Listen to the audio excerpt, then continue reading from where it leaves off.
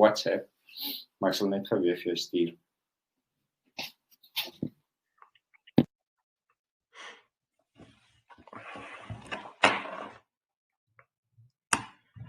My internet laat my steek nie hoor.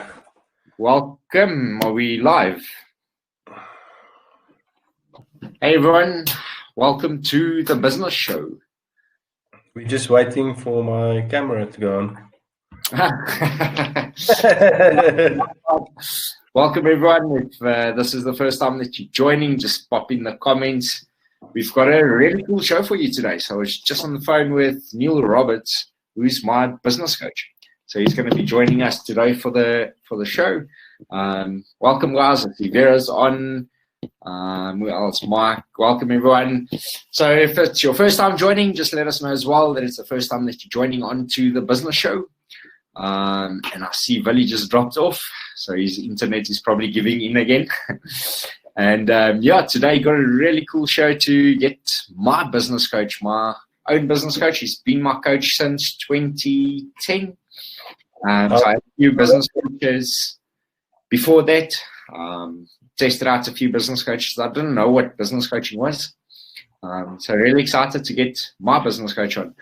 And he's been probably one of the most influential people in where I am today, just not in business alone, but also from an emotional state, emotional awareness where, you know, when you start out your business, everything stresses you out and you feel so overwhelmed and it's just chaotic and you don't know if you should be in business or go back to employment or and made the biggest mistake of your life.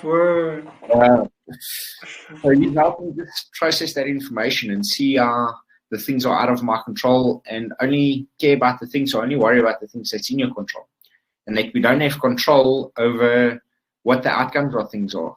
So it's called the fallacy of control. We think we have control over how things are going to turn out and what the future is going to be. We only have control over our actions. We don't have control over what the outcome of our actions would be, but we can make assumptions based on our history on what the future will be. So a big mouthful, but we'll get Neil on to explain a bit more about this. I see Neil's joining into the room. Welcome, Neil. Welcome, Neil. Hello, Eugene. Nice to be here. Thanks, Neil. So just in the top, you'll see a round little circle, then you can switch on the camera. Before we get on with Neil, really, we are going through into the session now. So I think first off, just tell everyone a bit about Entrepreneur HQ, the guys who hasn't been on EHQ before, and then just thanks to our sponsors. Cool, guys. Thank you for joining the show. Without you, there can be no show. But for everyone that's new to the show, so who's a EHQ? So it's something which was born out of our passion for entrepreneurship.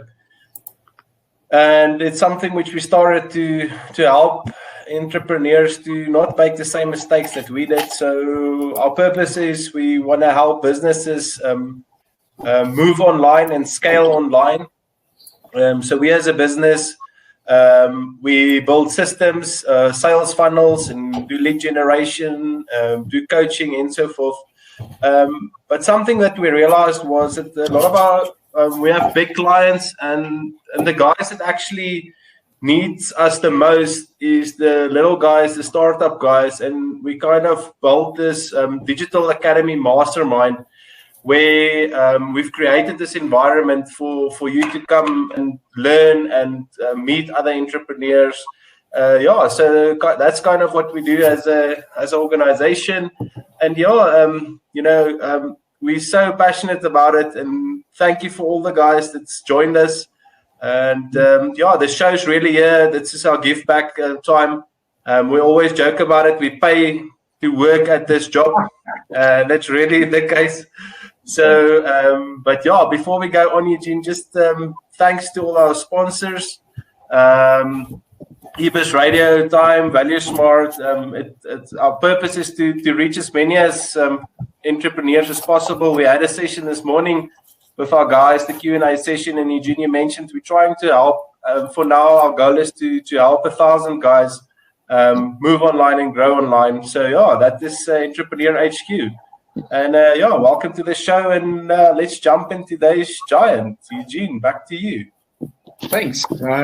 Neil, if you look in the top, we can't see your camera, then you can just switch on the camera and then we can see your face. Sorry, I've got my camera switched on at the top of the page. I'm just not sure. You're just showing a black screen. Why it's not showing. Maybe that's maybe technology knows something that I don't, that it should be hidden. Check there on your camera. There's like a sliding thing. I've just clicked one, so it's closed. Maybe it's that. So I've clicked on the page that's got it here for camera. I'm just not sure why it's not. Maybe just sign out and sign back in. So if you just close the browser and then sign back in. Sure. Maybe that fixes it. So as I mentioned, guys, this is a real honor for me to have my business coach on here. So Neil, as I said, has been my business coach for the past probably about 10 years. And we all want to get to a state where, if you think about it, what's one of the biggest reasons, maybe just pop there in the comments, what's one of the biggest reasons that you want to start a business? What is the reason behind it that you want to start a business? Willie, I actually think we've got a poll up. So there's a poll. Yes, I'm going to pop up the poll. So let's go for it. The poll is, have you ever paid for business coaching? Everyone on the call, just answer yes or no. Hey, hello, Neil. Neil's moneymaker. This is the moneymaker. So hello, sorry. When I tested the video, I tested the sound and not the video. So here I am. Nice to be here. We actually had a business show where myself and Willie's camera was this small in the bottom of the screen, and we couldn't. And we just couldn't get it bigger. So we presented a whole business show with two little icons in the bottom of the screen. So technology for us. So yeah, I was just telling everyone how I know you and that you've been my coach since 2010. So we met in 2010. You still came through to my garage in my house, or my office was literally in my garage.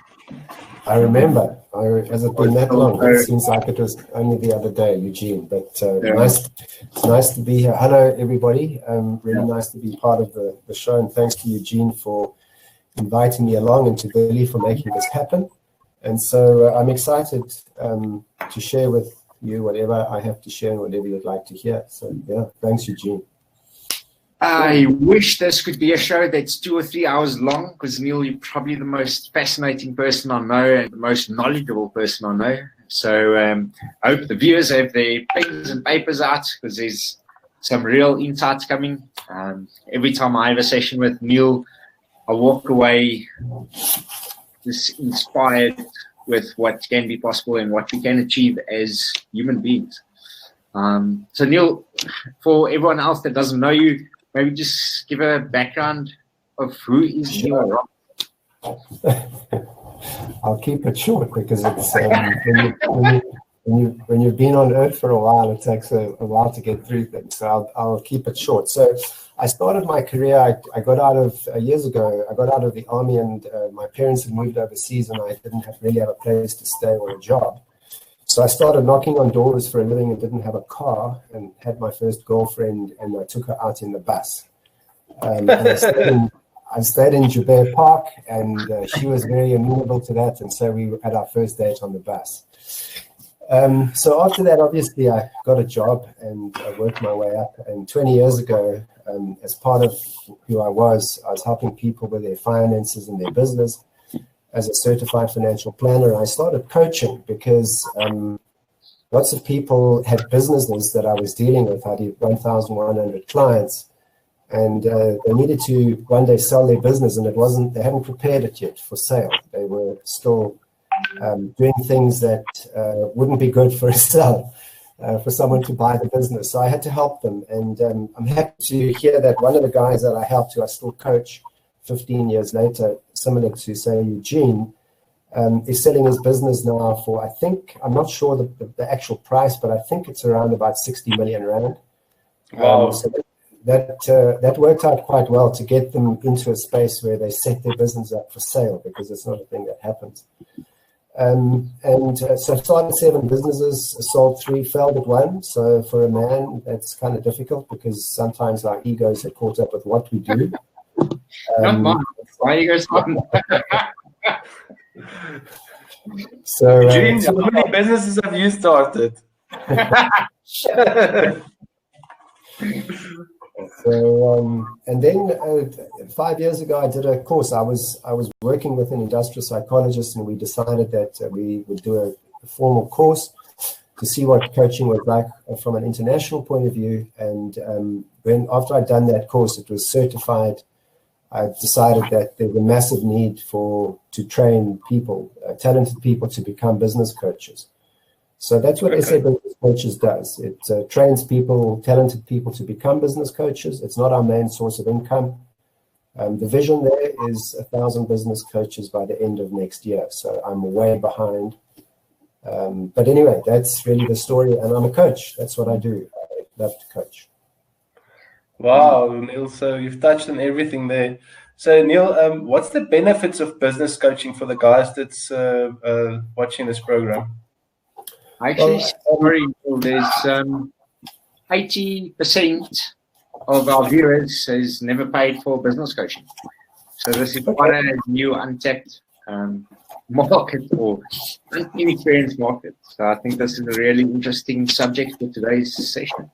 Okay. So if 80% haven't paid, it sounds like they're not going to be paying again. So there you go. Here's a session again.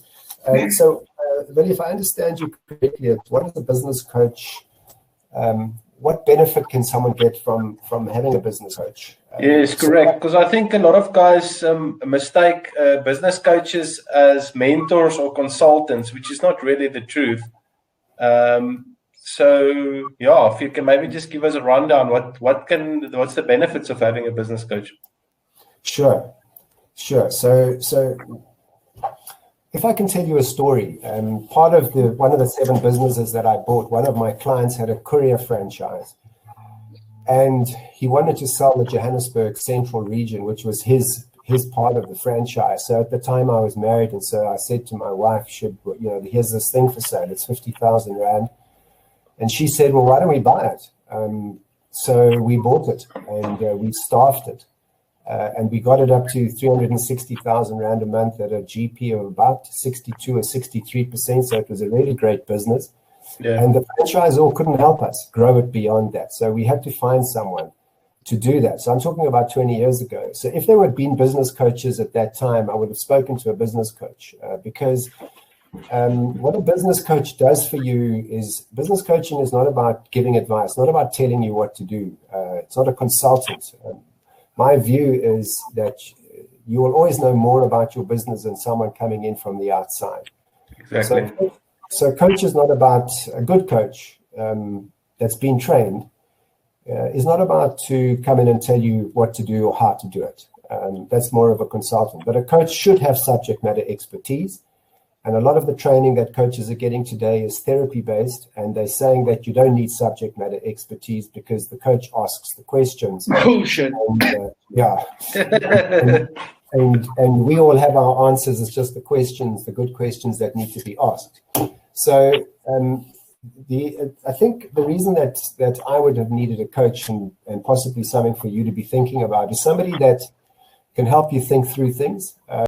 It's lonely, it's uncertain, decisions are difficult. I spoke to a person yesterday. They've been in their business since 2001, and they are struggling to make decisions. It's a family business, so they're not sure what should or shouldn't. So a lot of uncertainty, and so your business coach is not going to judge you. They're not going to tell you what to do.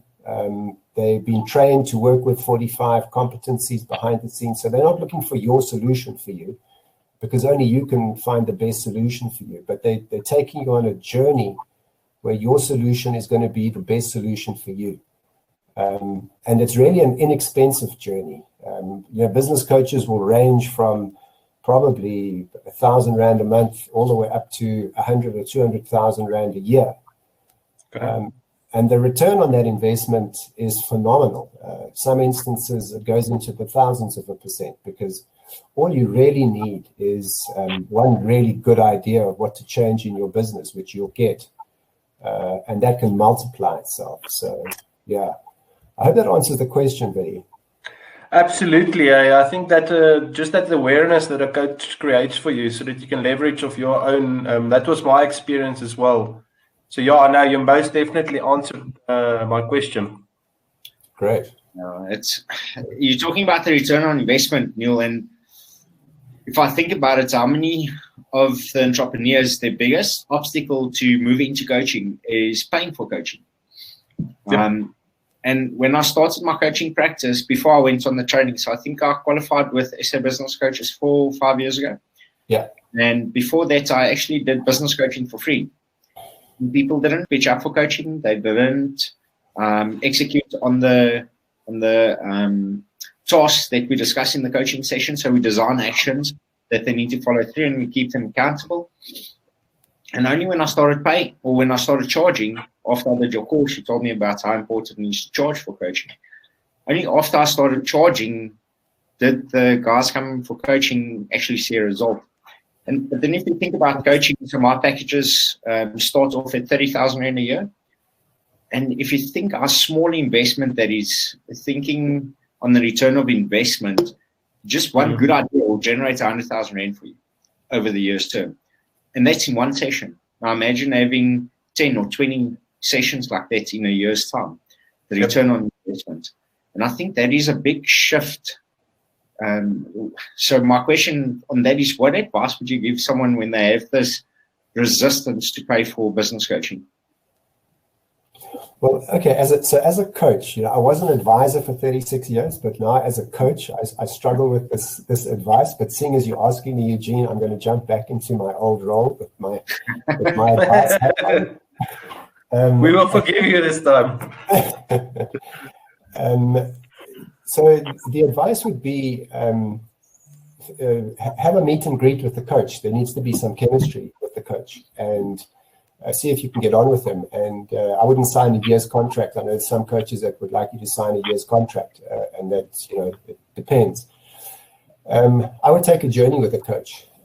It's highly enriching. And most really successful people have had somebody in their corner, whether it's a father image, whether it's a mentor. Lots of people started their careers at corporate and they leave corporate because they've had someone growing them into a position, and then they go and do their own thing. And normally it's at that time when they go and do their own thing, they leave behind that mentor or that coach that they had, who they were bouncing ideas off all the time. And now when that happens, a number of things can happen. But one of the things, Willie, that's probably be close to your heart, is that the income flatlines. So your instead of your turnover going up, it all of a sudden flatlines. And then as your costs rise, it squashes out your profit. And then in no time, you're in crisis. And I've coached a couple of people in crisis. It's never the right time to get hold of a business coach. But in this instance, it worked. But so my advice to you, if I can, is consider it. A good coach is not going to tell you how to run your business. A good coach is going to be there in your corner. And exactly the same as a rugby coach or a football coach. They're not going to run on the field and play the game for you. That's up to you. Those are your roles and your responsibilities. My role as a coach, and Eugene's role as a coach, and Willie's role are to listen to you, to create conversations that are stimulating, that are around your business, that are around your people, and that also around you, around your patterns that have got you to where you are now. But we've all got patterns. I got patterns. I've got a business coach, because my patterns of thinking, of behavior, of feeling, of getting cross or not, all of those are our patterns. Someone needs to point them out to us. So my advice to you is consider it and put your toe in the water. And whilst we're on the picking a coach subject, Neil, how important is it to, so we most often see guys just go to do a quick 1 week coaching session. They've never had a business in their life. How important is it actually to go and find a coach that's actually been in business for quite a while. I mean, you mentioned that you've started 7 businesses yourself, and now you're doing business coaching. How important is that to find a coach like that? Really, I think there's 2 answers to that. I think subject matter expertise from an academic point of view, if I can use that. So there's a gent called Clutterbuck, David Clutterbuck. He's the professor of coaching at Middlesex University in the UK. He's one of the only voices in the desert who is saying that subject matter expertise is crucial to coaching, because the rest of the coaching world, academic universities, whatever, are saying that you don't need subject matter expertise to coach. So that is incorrect, completely incorrect.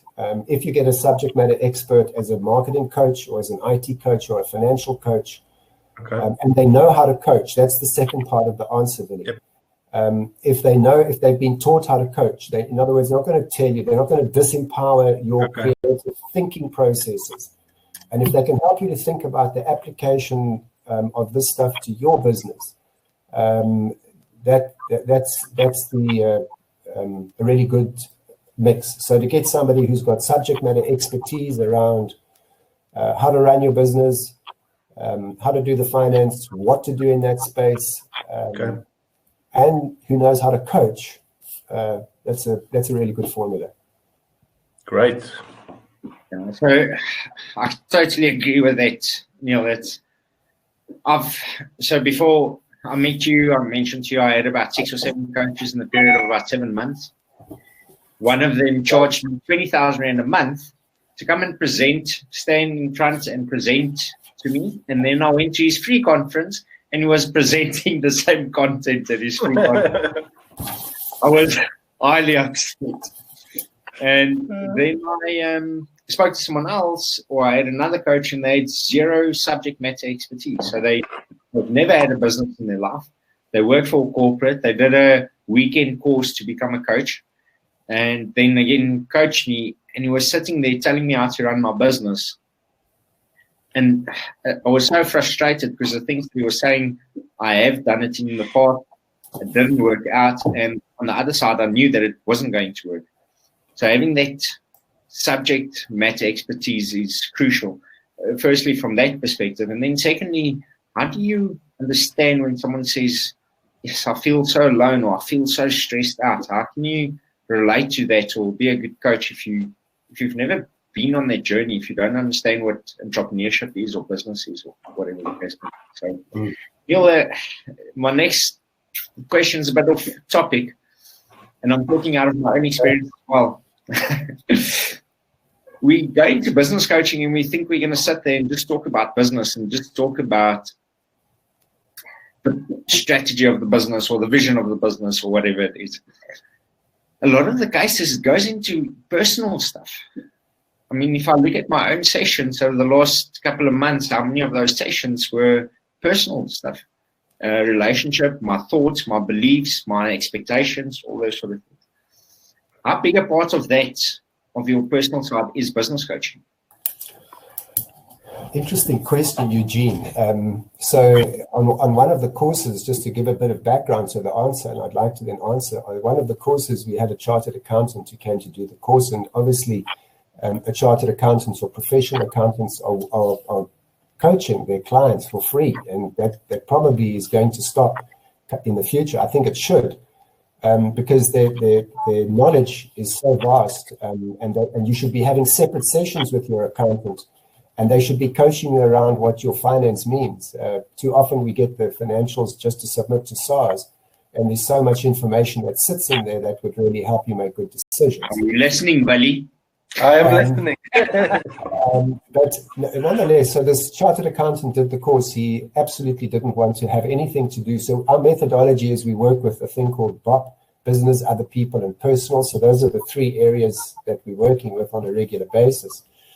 And he didn't want to have anything to do with P, because P was the personal sort of soft stuff. A couple of months, 6 months after he left the course, he did up to module 4, didn't finish module 5. One of the delegates bumped into him and said to him, Frank, how's it going? What's going? He said, no, I'm coaching flat out. So they said, wow, And how's that going? He said, you know what? I'm coaching all in the P space. So from having a very definitive view that he didn't want to touch P, the personal, the patterns, to now finding that in his business, he was dealing mostly with what Eugene talks about, the things that make us uniquely human, because we need to be talking to someone about that. It's a human need. And so, we've got our patterns, whether we wake up in the morning or not. And if you're a business owner, I'd like to leave you with this thought. All of us who are business owners are like Olympic athletes. You might not think it, you might not feel it, and you might not be acting in that way yet. But every morning that you get up, it's exactly the same as an Olympic athlete. They've trained their whole lives. They train every day. They watch what they eat. They watch how much they sleep. A lot of them take their pulse in the morning. And if their pulse rate's 3 or 4 beats above the normal, they won't train that day because they'll rest because something's happening with their body. And so they're the best on the day that they're going to do that race or they're going to do that event. Now, every day that you and I get up and go to work, we like that Olympic athlete. We need to have everything. We need to be in the zone. And that Olympic athlete didn't get there on their own. They got there because there was someone who cared about them, someone who was trained to know what they should be doing and how they should be thinking, and also how they should be feeling. Because you see, when you run on the track, that's your behavior. That's only one of the 3 patterns. Yes. And so that's really what a good coach does. Gets you into the zone and keeps you in the zone so you can make money. And you can live a whole life. So, yeah, the 8 areas of our lives, and those need to be balanced or integrated. So I hope that answers your question, Eugene. Yeah, it's to talk about that, and I personally know the difference of that. How you show up when you are fully motivated, you are energized, your mind is clear, you've got a strategy in place, you've got certain habits that you follow. The execution level is unmeasurable compared to when you're not in the zone. I can clearly see a complete difference in my results, in my execution, in how things just happen without me doing something. For example, yesterday, I haven't been so motivated and so in the zone as I was yesterday in quite some time. It's probably my highest peak performance that I've been at. And just through small things that I did yesterday, 3 new clients phoned me today. I had an amazing meeting with the doctor. It's just insane how showing up in that peak performance, what a difference it makes in your business. Yep. And the area, so if you look at Bob, business is the one area that influences our peak state the least amount of time. So other people, relationships, influence of partners, business partners, whatever the case may be, other people, and then personal. That is the 2 areas that takes us out of that state the most. And that's one of the areas we most neglect is our personal behavior and personal reflection. Sorry, Willie, I know you've got a question. I just want to ask a question on that as well. So we've got these behaviors, this, I don't know what to call it. I don't want to say weaknesses or problems. I know you mentioned one time to me as well, Neil, is you were thinking about taking a year sabbatical. I was like, Neil, you're like centered and everything's good. Why do you need to take a sabbatical? And you said, Eugene, it takes the rest of your life to unlearn the things that you were taught the first 7 years of your life. So we end up with all these inner game problems. Well, it's habits, the way that we think, the way that we perceive things, all these fallacies. It's just the process of getting out of that. It almost feels like you want to switch a button so that you are fixed. But you've been on this journey for 40 years and you still want to take a sabbatical to do inner reflection or a year sabbatical to do inner reflection. What is the process behind that? And maybe just give some background to someone that's never heard anything about that. So, okay, thanks, Eugene. And Willie, I'm conscious cognizant that you have a question, so I'll keep this. You go and you share with everyone. We're getting a lot of value. If not that your brain does, but if your brain's anything like my brain, my brain would forget my question. I'd have to write it down. But I've got it written down. Okay. So at universities, you go on a sabbatical because you need to have a break. You need to rest yourself. I remember working with a guy. I coached him.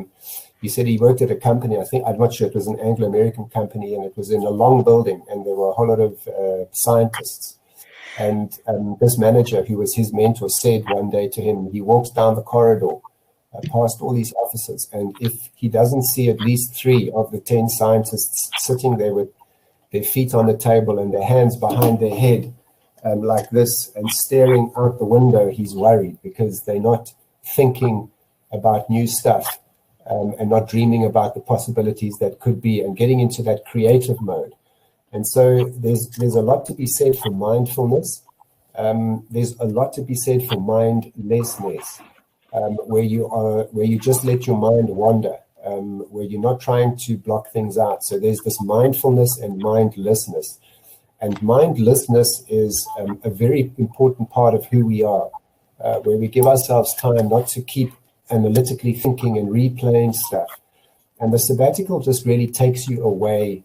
It gives your mind and your subconscious mind time to recharge and to come up with new creativity.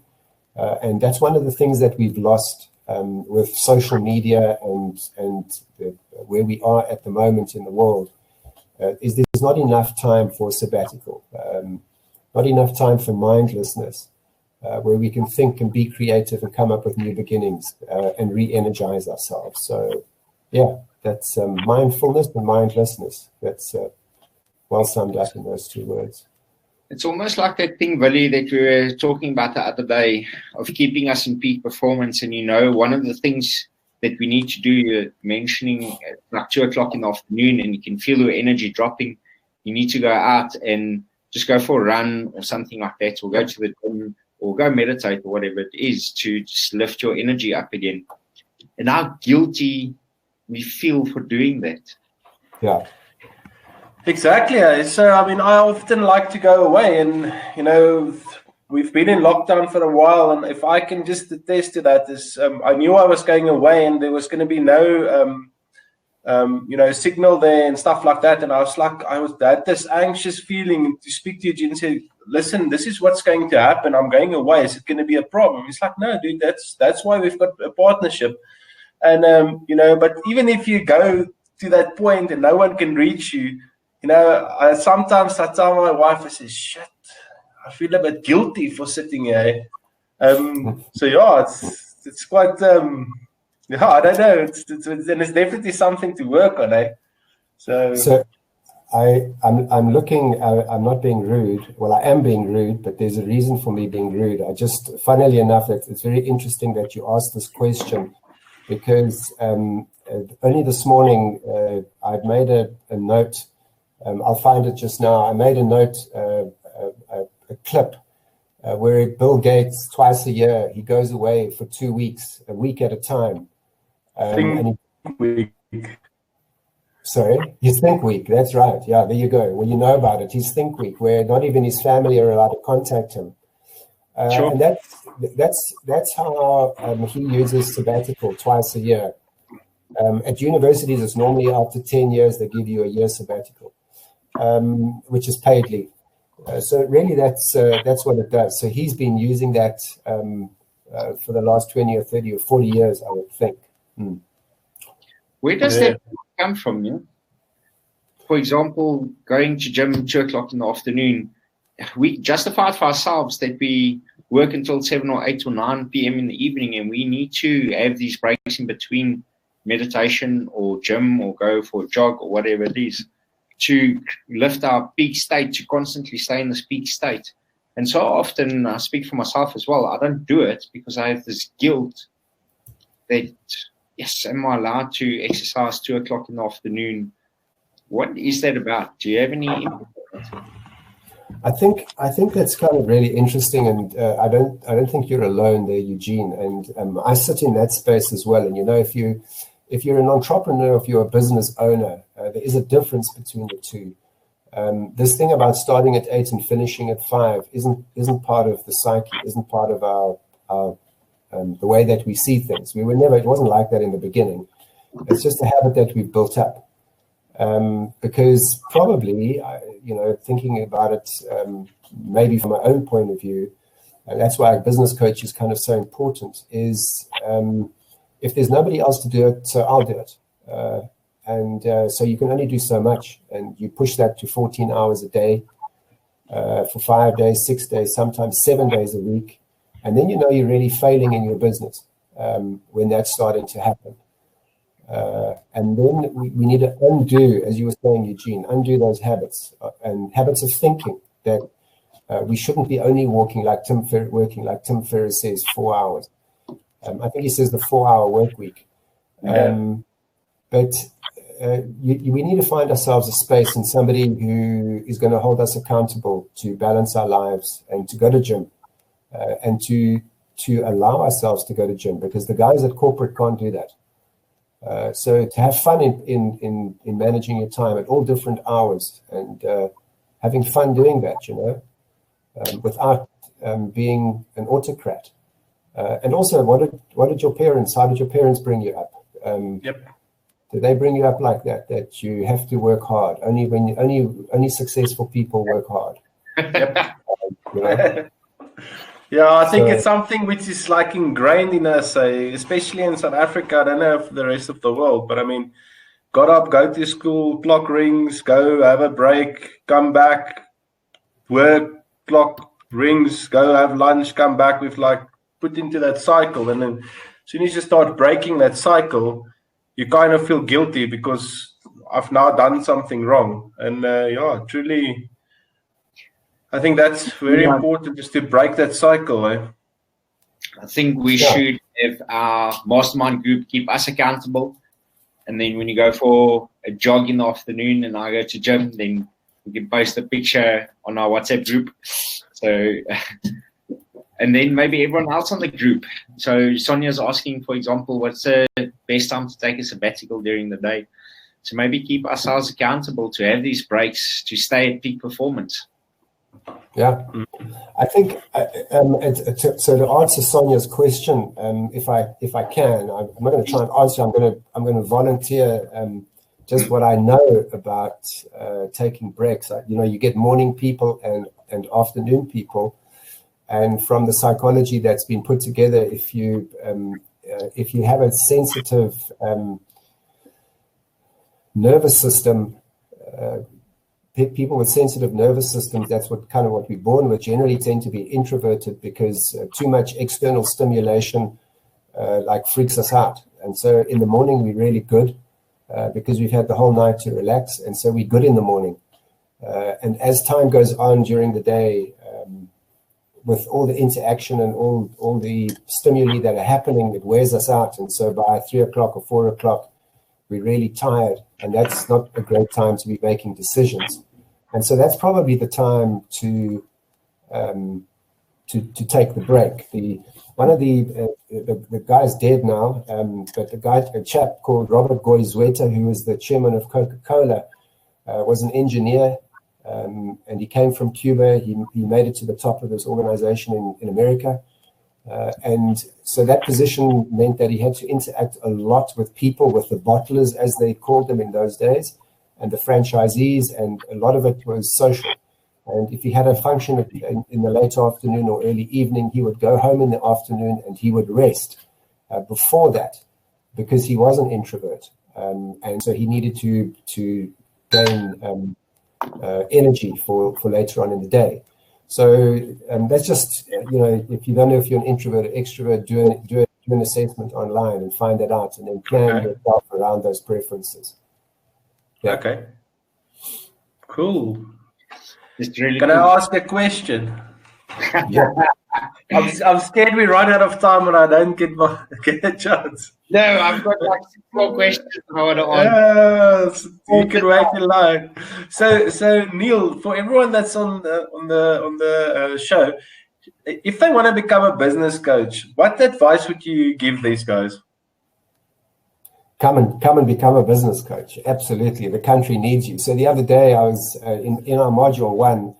I was just looking at a slide and I needed to update the slide, so I went online to have a look and count how many companies there are and how many state-owned organizations and government organizations and NGOs, NPOs,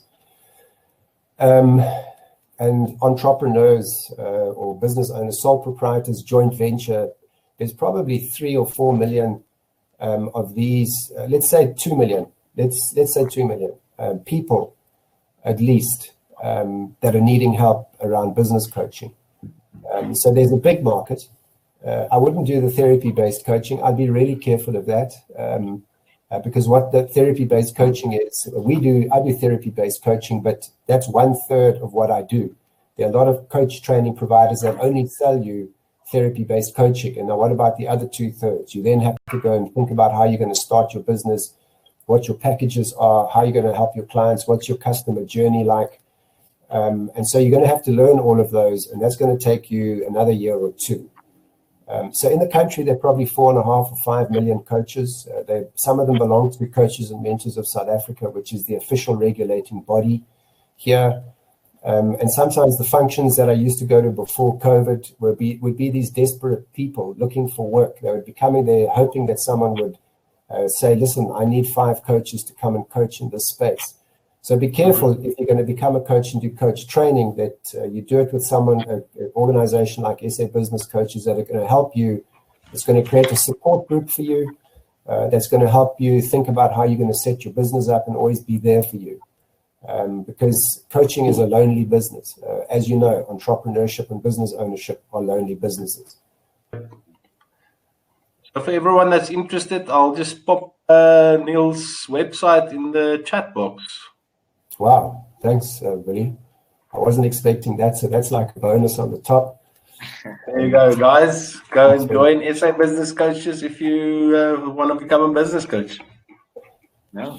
Great. You're welcome to talk to me if you like. Yeah. Well, I've got one more question from my side. I know Willie's got another question. Firstly, we definitely need to get you on for another session. There's about 6 or 7 more questions that I want to ask.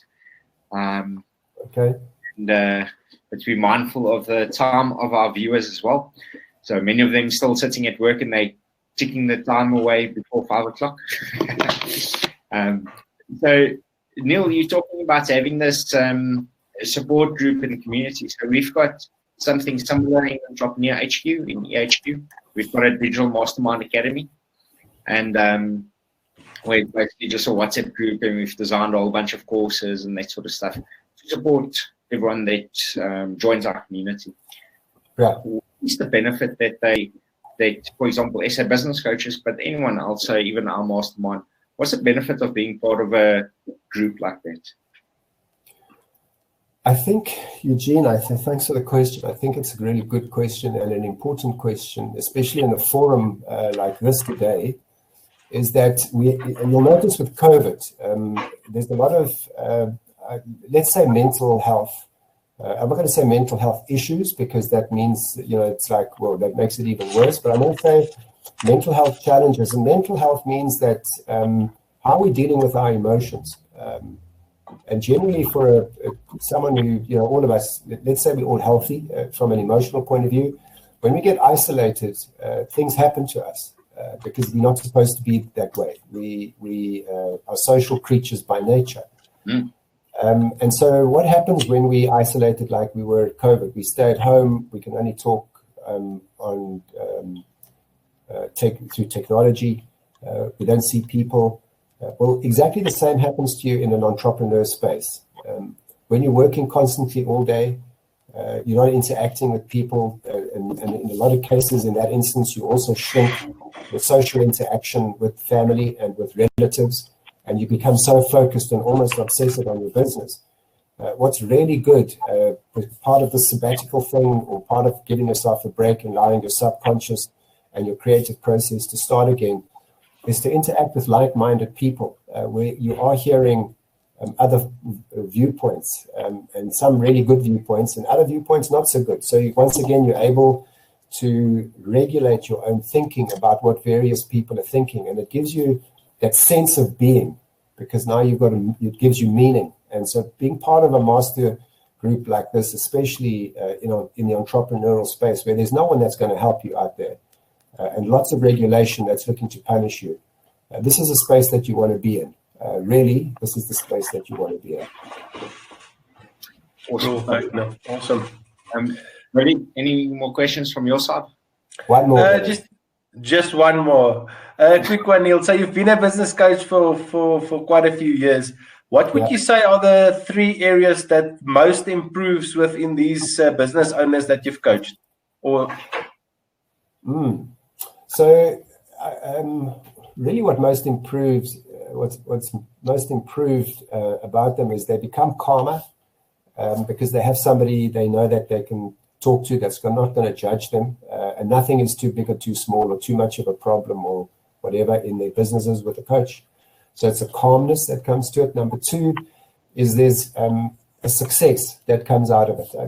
I had a person who I was coaching last year, got hold of me in August, didn't have money for bonuses in December or salaries, and creditors weren't going to forward him any more stock because he hadn't paid. And so after paying roughly 12 or 13,000 Rand, he got orders for 2.7 million. And in that process of the business coaching, it helped him rethink his business. I could never have, he'd been at business for 12 years. I could never do anything better than him, but it just allowed him to bounce his thoughts off other people, to then come back and say, just give him the fortitude to be able to go ahead and make those decisions again. And I would think the third thing of a business coach is always at the back of your mind, you've got this niggling, you're worried about whether you're doing the right thing or not. And it takes away that anxiety that we don't want to live our lives like that, which can affect our mental health and our physical health. So it's always nice to have that. So those are the 3 things. And 1 brings a calmness. 2, financially, it works out really well because you're talking to someone who can see the whole landscape and help you. And 3, it helps you stay healthy, mentally healthy and also physically healthy. Okay, cool, awesome. And how important is that health? I mean, entrepreneurs constantly forget and they leave their health on the table just to run the ship, eh? Yeah. And I think we can all exactly. And we forget about our emotional health and our mental health. Yep. And I was just talking in the beginning of the call before you came on, and I said just what a massive impact it's made having someone like you, Neil, in my team. So one of the things that Jim Collins talks about is who's in your team. Robert Kiyosaki also talks a lot about who's in your team, and it doesn't have to be permanently employed people, but who's your coach, who's your attorney, who's your accountant, etc., etc. And having those guys on the team, you need to have an accountant, you need to have an attorney, you need to have a coach. You must have a coach in your business team. And one of the biggest impacts for me is almost an area that's very difficult to measure, but it's the emotional calmness and the emotional, I would say freedom, the emotional freedom. So we start our businesses to be free.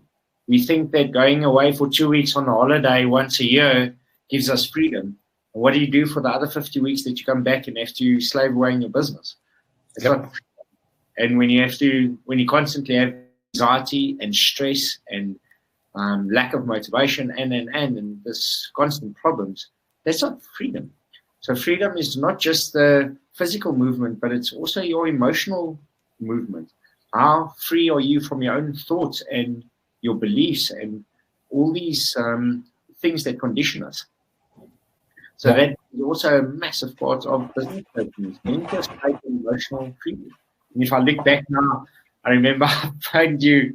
I was standing outside one of my clients, I remember it clear as day till today, a couple of years ago, probably 6-7 years ago, and I still had MCP networking.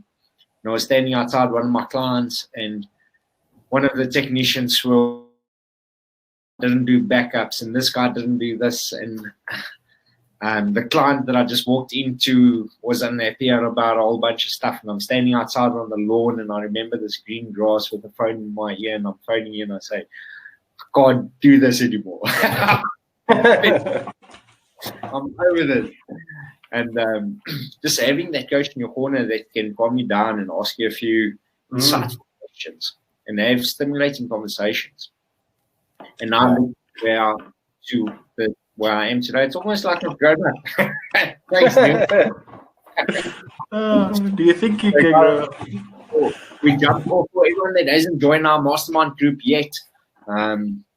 You'll see the ad afterwards on Facebook because we do retargeting. So you'll probably see the ad on Facebook as well. For everyone that's on the business show, we've got a special where we charge you $99 to join our mastermind group. $99 a month. It's less than a dinner a month for moving your business forward, for all the benefits that you're going to get, as Neil spoke about. Ridiculous. So on the right-hand side, you'll see there's an offer on. Sign up today for $99 to join our EHQ Mastermind, get all our courses, join our accountability group, our Zoom meetings, and then our WhatsApp group. But otherwise than that, Neil, I just want to thank you for joining on. It's always an honor. It's always an amazing conversation. To any engagement with you is a revelation. So thank you for sharing your time, and thank you for sharing your knowledge with us. Just from my side as well, Neil, thank you. You're a very busy man. Thank you for coming to give us some insight to our viewers, and for our viewers for coming to watch the show. Without you, there can't be no show. Yeah, so great, guys. So Neil, before we go off, you have to do the EHQ greeting.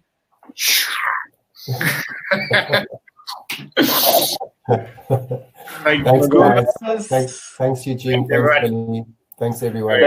Everyone, keep well. All the best. Bye. All the best. Bye.